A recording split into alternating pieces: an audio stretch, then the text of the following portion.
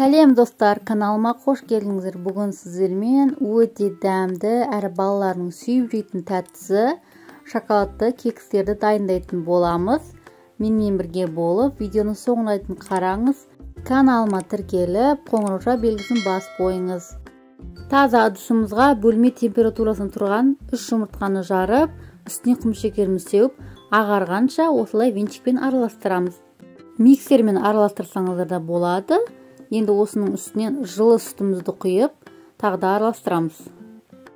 Бір араластырып, үстінен сұйық майымызды құямыз. Барлық керекті ингредиенттердің мөлшерін астына описание бөліміне қалдырамын. Енді електегі ұнымызға алдын ала өлшеп 4 ас қасық какаоның мен сапалысын Рахат фирмасының таңдадым. Өте сапалы және үстінен 1,5 шай қасық қамыр қопсқыш салып, осылардың барлығын електен өткізіп, 2-3-ке бөліп, венчикпен араластыра отырып, бір келке масса жасаймыз.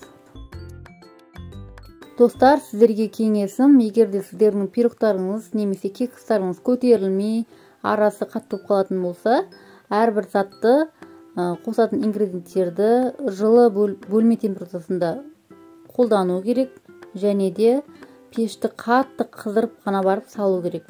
Арасы осылай іртік қалмас үшін мінекей жақсылап араластырып алдым. Қоюлау осылай масса шығады.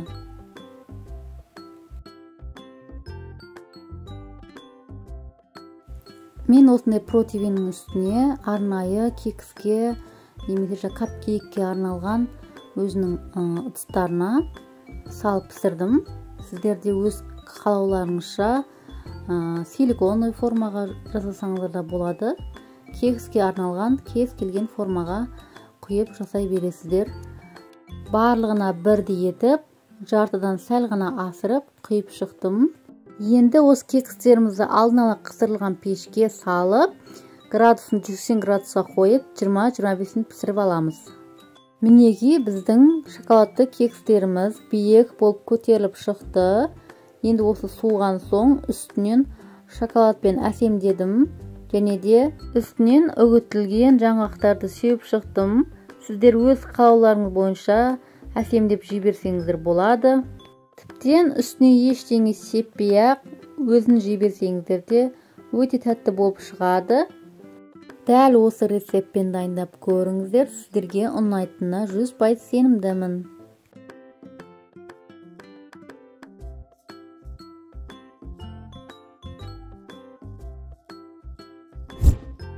Ал менің видеом ұнаса, лайк басып, каналыма тіркелмеген болсаңыз тіркеліп, қоңырауша белгісін басып кетіңіз.